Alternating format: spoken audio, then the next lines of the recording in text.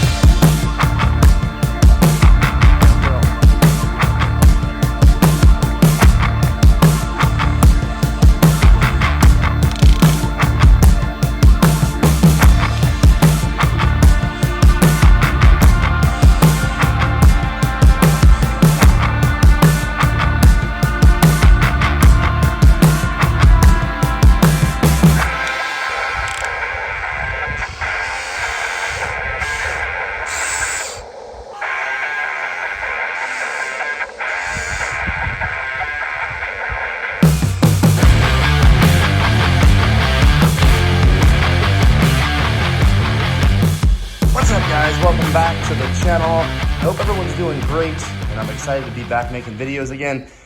The team at Legendary reached out to me and said, Steve, we saw your video on the front loader. Would you mind reviewing our excavator digger? And they also said, hey, sorry about the box experience that you had last time. We'd like to make that right, but here we'll provide you this awesome new digger. So I kindly agreed and to make this video, but don't worry guys, because I got a free product doesn't mean that I am going to give it a full A+. Everything has to be non-biased in my opinion, and even though they did provide this for me, I'm happy to talk about the pros and the cons. And to be honest guys, there's not a lot of cons. I had a lot of fun with this. This is not a hydraulic excavator. It's an electric excavator, something that has a lot of metal on it, but also a lot of plastic.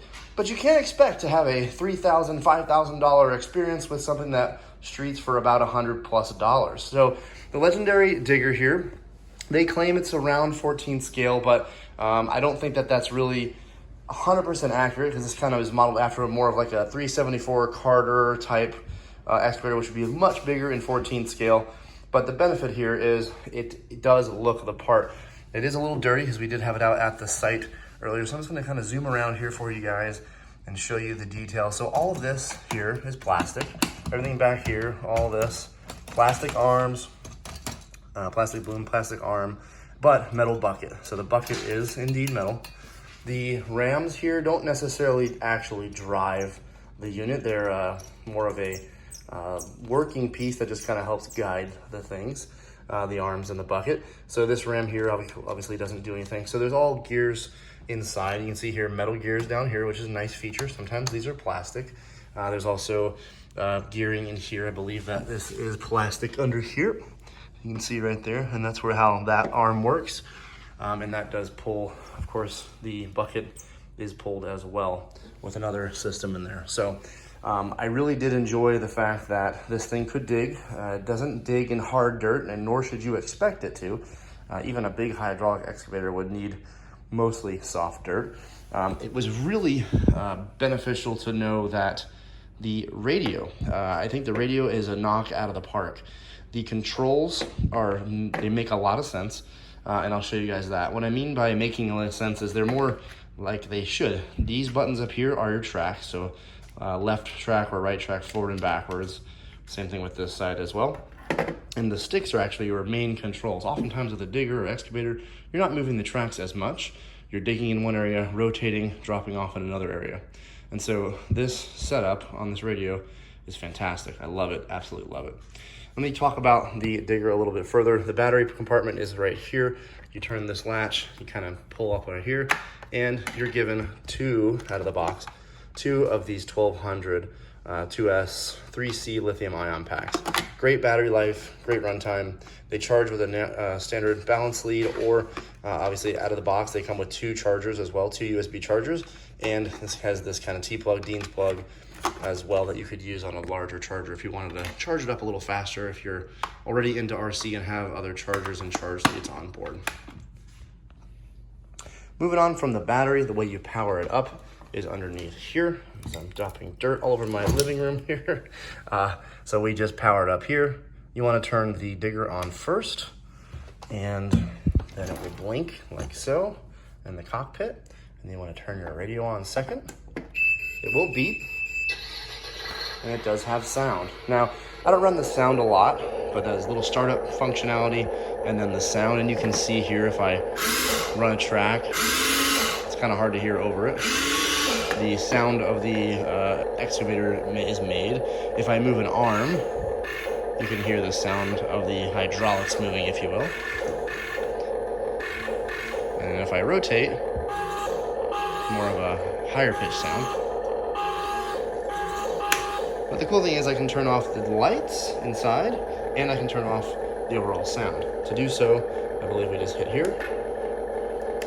Actually, I'm sorry, those are 2 channels. You hit here, that's gonna turn off the sound, and you click on this button, and that turns off the light. Now, we still have functionality here, and there's no sound. So the sound is cool. I personally turned it off when I was out using it, just because I feel like it drains the battery a little bit more, but battery life has been fantastic.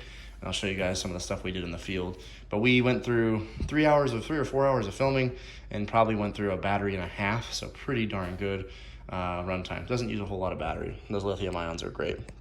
So back to the controls. Stick on the right. Left and right is gonna be your bucket curl. Up and down is gonna be your big boom. Now, the downside to this is the proportionality of the bucket feels better because the gear ratio is, I guess, higher, so it takes a little bit more time to move, but the boom is really fast. So there's no real, I can't move slow, it's only 1 speed. That's the only downside there, but that's okay. And then this one over here, left and right, is gonna be your rotate, and up and down is gonna be your arm, there. Now, you may have just heard a little clicking sound, and that's okay. It's kind of a clutch system. That sound right there, that's very normal for toys like this. There's a clutch there that doesn't allow the bucket to break itself off. So kind of that sound, that's how you know you're at the end limit. The one thing I don't love about the bucket is right here, there's a dead point. And so you can kind of see how loose it is right here now. And if I go back a little more, it comes out of that dead point. And you can kind of see I'm still holding it. It's kind of pauses middle, still holding it, pause, and then back up. A little bit of an awkward point, but I think it's just the gearing inside of there. I don't think it's broken. I think it's how it's supposed to operate, but that's just an annoyance. And you'll see it in some of the other videos in the video as well. The rotation is awesome. I think, let me just turn the box around here for you guys. I'll show you the other side while we're talking. But the rotation is great. So if I go full rotation here, and I'll show you guys out in the field as well. Probably gonna knock my box out of the way. So that's 1 full. So now we're back to front, all the way to the right, and it should stop when the bucket is pointing me. Yeah, really good rotation. Oftentimes you don't even need this much rotation, but it does have it, which is really good to see the overall capabilities there. So let's go full bucket, or here's full arm one way, full arm the other way. And then let's go full boom. So pretty high. You can see quite a good distance there. I'd say that's about 15, 16 inches from the ground here to the bucket. The other thing is it does have enough power to lift itself up, which is kind of cool. Again, if I bring the arm in, it has no problem lifting itself. So I really do like how much power it has. And you guys will see me load it on and off the semi-truck that I brought it into the dig site with, which is also a really cool feature. We did some off-roading where we drifted off some cliffs, and it all held up nicely. Haven't had anything break. Again, 3 hours of runtime so far. Really good performance, nothing damaged. It's very dirty. We did do digging. You can see some real dirt here.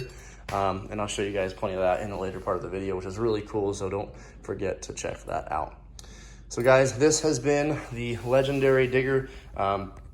It is something I would definitely recommend if you're wanting to get into a nice excavator, but without spending more than $200. I think this clocks in around $115 or so, give or take at the time of this video. And if you're looking for something for either your kid or yourself and you want to make it look good with your Tamiya stuff, or you want your first step into RC construction just to see if you like it, this is a great alternative. Yes, there are other brands that kind of have a similar look, but I do love the look of the Legendary stuff. The Dozer looks amazing. This one looks amazing with that orange and gray all throughout it. So definitely check it out. I'll put a link in the description that goes to an Amazon link. That helps support the channel and helps the guys at Legendary know if you like the product, and costs you no extra to use it. So I'll put a link in the description there. Thanks so much for tuning in, guys. Let's get to the fun stuff. That is the dig site stuff right now.